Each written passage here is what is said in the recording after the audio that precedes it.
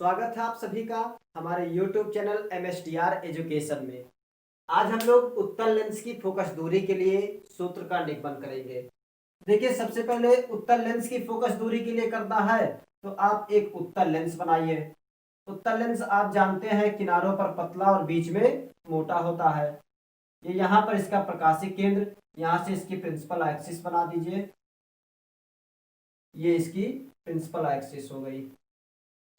यहाँ पे इसका वक्रता केंद्र C1 पहले पृष्ठ के लिए, दूसरे पृष्ठ के लिए यहाँ पर आपका वक्रता केंद्र होगा C2।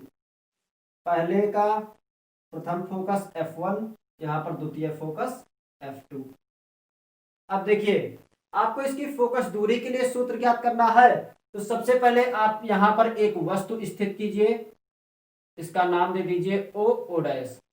ठीक है, इसके लिए आप किरण आरेख खींचिए। तो आप देखिए, जब आप इसके लिए किरण आरेख खींचेंगे तो ये प्रकाश की किरण जो समांतर जाएगी, समांतर जाने वाली प्रकाश की किरणें अपवर्तन के पश्चात इसके द्वितीय फोकस से होकर गुजरती हैं। कहां से? द्वितीय फोकस से। और जो प्रकाश की किरण इसके प्रकाशिक केंद्र से होकर जाती है, तो प्रकाशिक केंद्र से होकर जाने वाली प्रकाश की किरणें उसी मार्ग में चली जाती है, इनका अपवर्तन नहीं होता है। तो आप यहाँ पे इसको दिखा दीजिए। यहाँ पे देखिए, ये इस बिंदु पर काट रही है तो इसका जो प्रतिबिंब बनेगा वो इसी बिंदु पर बनेगा। इसको आप दिखा दीजिए I डैश। एक नाम आप इसको भी दे दीजिए। इस बिंदु को यहाँ पे आप नाम दे दीजिए M और यहाँ से एक लंब डाल दीजिए प्रकाशिक केंद्र पर। अब आप देखिए, आप समरूप त्रिभुज का प्रमेय पढ़े होंगे कि कोई भी दो त्रिभुज है, ये एक त्रिभुज और इसी के बगल एक और त्रिभुज हम बना दें। ये कोई भी त्रिभुज अगर उस त्रिभुज के तीनों कोण आपस में बराबर हैं, ये कोण इसके बराबर, ये कोण इसके बराबर है और ये तीसरा कोण इसके तीसरे कोण के बराबर है, तो ये दोनों त्रिभुज समरूप त्रिभुज कहलाते हैं। क्या कहलाते हैं? समरूप त्रिभुज। आकार इनका छोटा हो या बड़ा हो इससे कोई मतलब नहीं होता है, मतलब हमको कोण से होता है कि कोण अगर बराबर है तो ये समरूप त्रिभुज कहलाते हैं। समरूप त्रिभुज का प्रमेय अगर आप लोग पढ़े होंगे तो आप देखिए, यहाँ पे इसको नाम दे दीजिए ABCDEF। तो यहाँ पर कोई भी एक कोण लीजिए, उस कोण के सामने की भुजा और दूसरे त्रिभुज में भी उस कोण के सामने की भुजा का अनुपात बराबर होता है दूसरे कोण के सामने की भुजा के, और इसमें भी दूसरे कोण के सामने की भुजा के अनुपात के। यानी ये आपका कोण, ये एक यहाँ पे है, इस कोण के सामने की भुजा क्या है? AB। ये आपका हो जाएगा AB अपान, यहाँ पे इस कोण के सामने की भुजा क्या है? DC DE।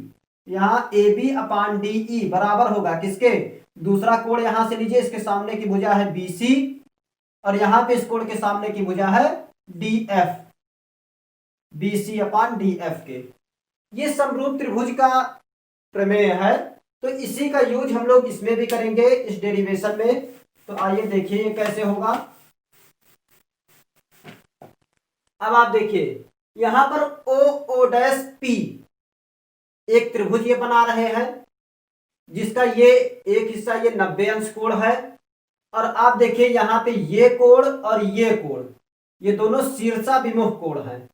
तो शीर्षाभिमुख कोण बराबर होते हैं आपस में, आप जानते हैं। तो इनका ये कोण तो बराबर है त्रिभुज I डैश P और त्रिभुज O डैश P में। ये दोनों कोण शीर्षाभिमुख कोण है, तो इन दोनों कोण का मान तो बराबर होगा। इसका एक कोण 90 अंश है और इसका भी देखिए तो एक कोण 90 अंश है, यानी ये दोनों त्रिभुज समरूप त्रिभुज होंगे। तो आप यहां पे दिखा दीजिए त्रिभुज O डैश P तथा त्रिभुज I डैश P समरूप है। क्या है? समरूप है। तो दोनों अगर समरूप होंगे तो क्या होगा? अतः ये कोण है, इसके सामने की भुजा क्या है? O dash. ये हो जाएगा O डैश अपान, यहां पे इस कोण के सामने की भुजा क्या है? I dash. तो O dash upon I dash बराबर किसके? ये दूसरा कोण लीजिए, इस कोण की आप बात कीजिए, तो यहां पे इस कोण के सामने की भुजा है OP, हो जाएगा OP अपान, यहां पर क्या हो जाएगा? IP। इसको बना दीजिए समीकरण 1। अब आप यहां पे ध्यान से देखिए, तो यहां पर MPF2 ये एक त्रिभुज बन रहा है, और ये कोण और ये कोण, ये दोनों भी आपस में शीर्षाभिमुख कोण है, तो इन दोनों कोण का भी मान समान होगा। और यहां पर ये 90 अंश कोण बन रहा है, यहां भी एक 90 अंश कोण बन रहा है, यानी ये त्रिभुज और ये त्रिभुज, ये दोनों भी क्या होंगे, समरूप त्रिभुज होंगे। तो आप यहां पे दिखा दीजिए त्रिभुज MPF2 व त्रिभुज क्या है ये II'F2, II'F2 समरूप है। क्या है, समरूप है। अतः अब देखिए, इस कोण के सामने की भुजा क्या है, II', यहां पे इस कोण के सामने की भुजा क्या है, MP। तो आप यहां पे दिखा दीजिए MP अपान II' इक्वल, MP अपान II' इक्वल कितना होगा। आप देखिए, इस कोण की जब आप बात करेंगे तो यहां पर होगा IF2, और इसमें जब इस कोण की बात करेंगे तो ये होगा PF2, ये हो जाएगा PF2 अपान IF2। अब बहुत ध्यान से देखिए, बिल्कुल आंखों को बड़ी करके देखिए कि MP और OP OO', MP और OO', इन दोनों का आकार बराबर है। तो अगर इन दोनों का आकार बराबर है तो आप यहां पे कह सकते हैं, चूंकि MP is equal to OO', तो ये मान MP का मान OO' होता है, तो OO' आप यहां पे रख दीजिए, तो हो जाएगा आपका OO' upon II' is equal to PF2 upon IF2। इसको बना दीजिए समीकरण 2। अब देखिए, समीकरण 1 में देखिए OO' अपान II', और समीकरण 2 में देखिए यहां भी OO' अपान II', दोनों में एक पक्ष बराबर है। तो अगर एक पक्ष बराबर है तो दूसरे पक्ष को भी हम बराबर कर सकते हैं।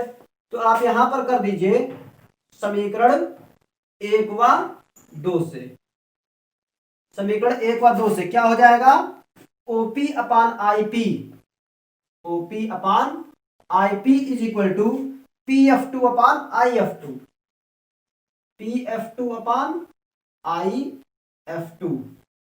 अब देखिए, यहां पर ये OO' वस्तु है, जो यहां पर वस्तु रखा गया है, तो वस्तु की दूरी को किससे दिखाया जाता है, U से दिखाया जाता है। लेंस के बाईं ओर लिया गया है तो ये माइनस में होगा, ये आप दिखा दीजिए, ये दूरी -U।